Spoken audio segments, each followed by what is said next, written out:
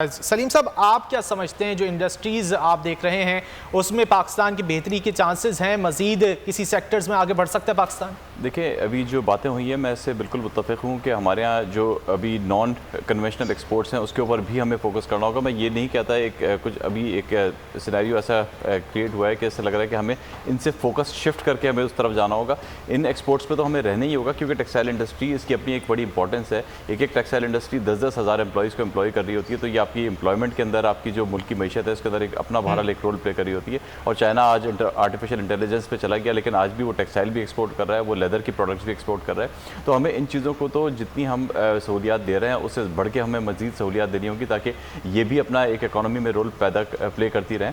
लेकिन साथ साथ हमारे जो आर्टिफिशियल इंटेलिजेंस है, हमारे जो IT की एक्सपोर्ट्स है, इसके अंदर बहुत बड़े मैसिव स्केल के वो आपके पोटेंशियल्स मौजूद हैं। इसके अलावा आपकी जो एग्रीकल्चर प्रोडक्ट्स की बात हुई, वैल्यू एडिशन, ये बात सही है कि हम वैल्यू एडिशंस के ऊपर नहीं जाते, हमें वैल्यू एडिशंस के ऊपर जाना होगा। वैल्यू एडिशन के अंदर आप अपनी जो क्वांटम ऑफ एक्सपोर्ट्स है वो भी बहुत ज़्यादा बढ़ा सकते हैं और आपकी मार्केट भी बहुत बड़ी है बजाय इसके कि हम रॉ प्रोडक्ट्स को यहाँ पे एक्सपोर्ट कर रहे हैं। इसके अंदर एक और बात मैं इंपॉर्टेंट कहना चाहूँगा कि फार्मास्यूटिकल सेक्टर के अंदर हम ये देखें कि फार्मास्यूटिकल सेक्टर को कभी वो कंड्यूसिव एनवायरनमेंट प्रोवाइड ही नहीं किया गया कि वो मज़ीद जो अपनी एक्सपोर्ट्स हैं वो हम जो हमारी अमेरिका की तरफ हम लेके जा सकते हैं, हम या यूरोपियन कंट्रीज़ की तरफ लेके जा सकते हैं। आज हमारी एक्सपोर्ट सारी अफ्रीका की तरफ है, हमारा फोकस जो होता है वो डेवलपिंग कंट्रीज़ की तरफ होता है फार्मास्यूटिकल्स की। उसकी वजह यह है कि जो हमारी रिक्वायरमेंट्स हैं FDA अप्रूवल की, हमारी जो फार्मास्यूटिकल इंडस्ट्री के लिए जो रिक्वायरमेंट्स हैं उसके लिए गवर्नमेंट की तरफ से कंड्यूसिव एनवायरनमेंट कभी प्रोवाइड नहीं किया गया।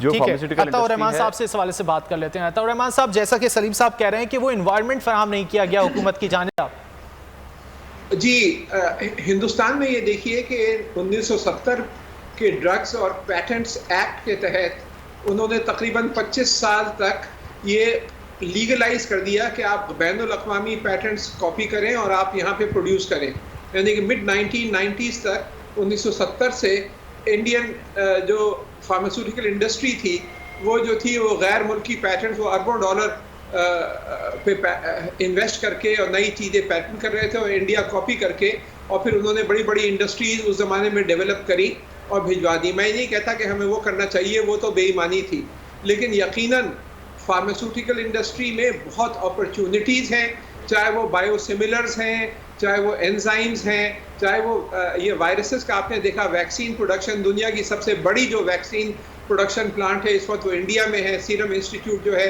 इंडिया में। तो और इंडिया वैक्सीन जो है वो शुरू से बना रहा है, अभी नहीं बल्कि काफ़ी अरसे से वैक्सीन बना रहा है मुख्तलिफ किस्म की और एक्सपोर्ट कर रहा है।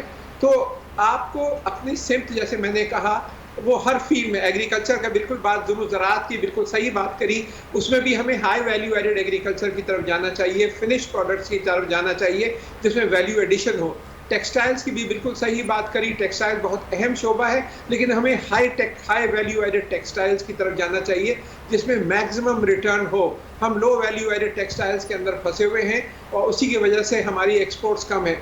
तो अगर एक सेंटेंस में पूछे मेरे से कि आप हुकूमत की पॉलिसी क्या होनी चाहिए, चाहे वो टेक्सटाइल्स हो, चाहे फार्मास्यूटिकल, चाहे IT, मेरा जवाब होगा the ability to manufacture and export high technology goods, high value added goods, यानी कि ये काबिलियत हमारे में कि हम बना सकें और एक्सपोर्ट कर सकें ऐसी चीज़ें जिनकी वैल्यू ज़्यादा हो। और ये मुख्तलिफ शोबों के अंदर, जैसे मैंने मैकेंजी ग्लोबल रिपोर्ट का जिक्र किया कि खाली IT के अंदर, AI के अंदर कोई 16 खरब डॉलर, लेकिन इसी तरह और भी फील्ड्स हैं। अब मिनरल देख लीजिए, पाकिस्तान जो है मादनियात में इतने हमारे पास अल्हम्दुलिल्लाह मादनियात हैं, कॉपर है, गोल्ड है, इसके अलावा बहुत से रेयर एलिमेंट्स हैं जो इलेक्ट्रॉनिक इंडस्ट्री में इस्तेमाल होते हैं, लेकिन वो हम यहाँ पे प्रोड्यूस नहीं करते, हम रॉ और जो है वो भिजवा देते हैं। आप ज्वेलरी की इंडस्ट्री देख लें, ज्वेलरी में तो खाली आपको काटना होता है, जो है उसकी कटिंग एंड पॉलिशिंग। अगर वही इंडस्ट्री लिख जाए, इंडिया जो है वो आपसे कहीं ज़्यादा आगे है और बहुत अरसे से ज़्यादा है। आपकी जो है एक्सपोर्ट जो है वो मिलियंस में है, इंडिया की जो है वो बिलियंस में है, इतना फ़र्क है। यानी कि अरबों में डॉलर के वो कर रहे हैं और आप मिलियंस ऑफ डॉलर, लास्ट जो फिगर था वो कोई 8-10 मिलियन डॉलर था, ज्वेलरी इंडस्ट्री आप देख लें। तो आपको जब तक कि आप हाई वैल्यू एडेड की तरफ नहीं जाएंगे, हुकूमत उनको चीज़ों को आइडेंटिफाई करके और उनको टैक्स छूट दे, लॉन्ग टर्म टैक्स छूट दे, उसकी जो मशीनरी चाहिए उसको फैसिलिटेट करे, लोन्स दे इंडस्ट्री को, और सीधा इंडस्ट्रीज़ को सेलेक्ट करके और उनके लिए पॉलिसी बनाई जाए कि इसको किस तरह ग्रो किया जाए।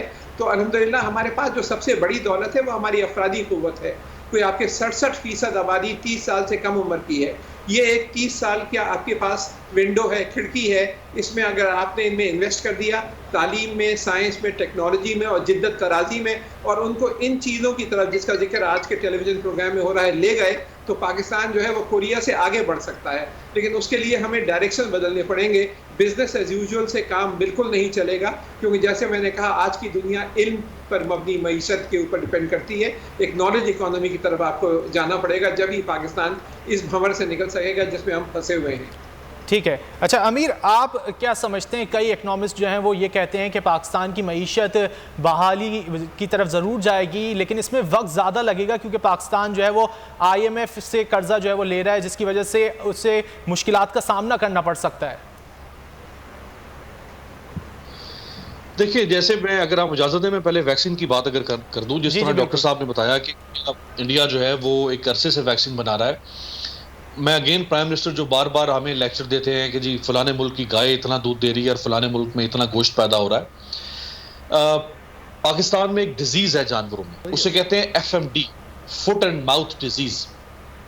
ये फुट एंड माउथ डिजीज दुनिया के कई मुल्कों में सिरे से खत्म कर दी गई, जड़ से उखाड़ फेंका गया। ये डिजीज हर साल पाकिस्तान में हजारों आपके जो dairy and life stock animals हैं उनकी जान लेती है, या उनकी प्रोडक्शन ग्रोथ रोकती है, या उनको अबॉर्ट करती है, हर साल हजारों की तादाद में। और आप जानते हैं कि ये FMD की जो वैक्सीन है, ये एटमी पावर दुनिया की और इतना फन्ने खा मुल्क ये इंपोर्ट करता है। और ये कौन कौन मुल्क बना रहा है? ये इंडिया जैसा मुल्क बना रहा है, ये ईरान जैसा मुल्क बना रहा है जो सैंक्शन ज्यादा मुल्क है गुज़श्ता 30 सालों से। और आपके पास, आप दुनिया के 10 top life stock and dairy producers में से हैं, लेकिन आप FMD वैक्सीन नहीं बना सके। शर्म से डूब मरे। कोई शर्म होनी चाहिए इस मुल्क के इदारों के अंदर। इतनी वजारतें, मुशावरतें, पता नहीं क्या क्या बना के, बोझ बना के रखा हुआ इस मुल्क में। जख मार रहे हैं इस मुल्क के इदारे, जख मार रहे हैं, कुछ नहीं करते। ठीक है, क्या आपने खास हाईटेक चीजें बनानी थी? आप तो एक वैक्सीन ही बना सकते हैं। इसी तरह से आप किसी सेक्टर में चले जाएं। एक डिजीज है, उसे कहते हैं ब्रुसेलाइसिस, जिसे ब्रुसीला भी कहते हैं। ये ब्रुसेलाइसिस जानवर में कैंसर की तरह, जिस जानवर को लग जाए उस जानवर को आपको कल करना पड़ता है, मारना पड़ता है। दुनिया के कई ऐसे मुल्क हैं जहां आज से 20-20 साल पहले ब्रुसेलाइसिस खत्म कर दी गई है। वहां लोगों को पता भी नहीं कि ब्रुसेलाइसिस होता क्या है। आपके मुल्क में तो हल नहीं है इसका। और आप कौन को बस भाषण पर भाषण, हर हुकूमत भाषण पे भाषण, सुहाने ख्वाब, और ग्राउंड पे हमें कुछ नजर नहीं आ रहा कि हो क्या रहा। तो इसलिए मैं तो नहीं समझता कि चीजें जो है वो को बहुत आइडियल उस तरह से जा रही है। हाँ, ये इकोनॉमिक इंडिकेटर्स कुछ अप एंड डाउन हुए, अच्छे हुए, हम तालियां बजा देते हैं हुकूमत के लिए, सो व्हाट। बट वो जो जिस ख्वाब की हम बात कर रहे हैं, ये जो ख्वाब दिखाया खान साहब ने, पाकिस्तान हर लिहाज से दुनिया में एक बावकार कौम, बावकार मुल्क के तौर पर खड़ा होता। हर बेहतरी के अंदर पाकिस्तान का नाम होना चाहिए था, हर मेडल में पाकिस्तान का नाम होना चाहिए था, हर खूबी में पाकिस्तान कंसीडर किया जा रहा होता। ऐसा तो नहीं हो रहा ना। तो अगर आपकी ये है पेस, अगर आप इस पेस से चल रहे हैं, तो फिर तो आप अगले को 150-200 साल तक भूल जाए कि आप शायद जो वेस्टर्न यूरोप तो बहुत दूर की बात, आप ईस्टर्न यूरोप तक भी नहीं पहुंच सकते। ठीक है अमीर, आपका पॉइंट आ गया है। अतीक मीर साहब, अभी जब तैमूर तालपुर साहब गुफ्तगू कर रहे थे, उनकी जानिब से कहा गया कि 6 तारीख को खुशखबरी दी जाएगी ताजरों को, तो उससे कबल आप लोगों से कोई राब्ता किया गया है सिंध हुकूमत की जानिब से? आप लोगों की जानिब से कोई उनके सामने कोई गुजारिशात रखी गई हैं? देखिए, मैं आपके प्रोग्राम के तवस्सुत से एक बड़ी अहम बात करने चला हूँ कि जब आप स्टेक होल्डर से मुशावरत के बगैर फैसले करते हैं, उनमें अगर कोई गलती हो जाए और हमारी जानिब से उसकी तवज्जो भी दिलाई जाए उस जानिब, तो आप हमसे पूछें ज़रूर कि आपको परेशानी क्या है और इस तकलीफ़ की, इस फैसले से जो आपको तकलीफ़ पहुंची उसकी वजह क्या है। लेकिन कराची जैसे शहर में, कराची चैम्बर जैसे इदारे को नहीं पूछा जाता। आप एक गलत फ़ैसला करते हैं और वो गलती अज़ियतनाक सूरत हाल अख्तियार कर लेती है, फिर एहतजाज होते हैं, लोग चिल्लाते हैं, आपके खिलाफ बातें करते हैं। हमें शौक़ नहीं है कि हम हुक्मरानों को बुरा भला कहें, हमें कतन हुकूमत सिंध की मुखालफत का कोई हमने बेड़ा नहीं उठा रखा, लेकिन जब तकलीफ़ पहुँचती है, कोई हमारी बात नहीं सुनता, गलत फैसले करते हैं, तो फिर हमें तकलीफ़ होती है, हम चिल्लाते हैं। मैं हुकूमत सिंध खुसूसन वज़ीर आला मुराद अली शाह साहब से अपील करता हूँ कि खुदा के लिए एक कमेटी ऐसी बना दे जो कम अज़ कम क्योंकि कोरोना आया कब था सबको पता है, जाएगा कब किसी को नहीं पता। ये 10 साल में जान छोड़ता है, ये जान नहीं छोड़ेगा। लिहाजा एक ऐसी हिकमत अमली बनाइए जिसमें कम अज़ कम मुशावरत यकीनी हो। मुशावरत में किसी को कहीं आपसे मुखालफत करने की ज़रूरत पेश नहीं आएगी, कोई गलत फैसले के नुकसानात नहीं होंगे।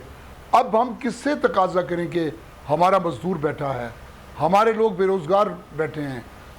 तिजारत कराची की मैं आज की बात करता हूँ कि एक अच्छा फल फूल रही थी, आज 20% भी मार्केट में कारोबार नहीं है। मायूसी की एक सूरत है, लोग बैठे, लोग कहते हैं आवाज़ दें, हम सड़कों पे आने को तैयार हैं। तो ये सूरत हाल आपकी खामोशी से, आपके लब बंद होने से ये सूरत हाल पैदा होती है। आप क्यों एक ऐसा बुत बन जाते हैं कि जो ना सुनता है ना देखता है, जिसके खोपड़ी में दिमाग भी नहीं है। यकीनन हम आपके ख़िलाफ़ इस वक्त शदीद शिकायत रखते हैं, लोग आपसे नफ़रत करते हैं, आपके फ़ैसलों से लोग तंग हैं। अहलियान कराची उम्मीद करते हैं कि आप लोगों से मुशावरत के बाद फैसले किए जाएंगे।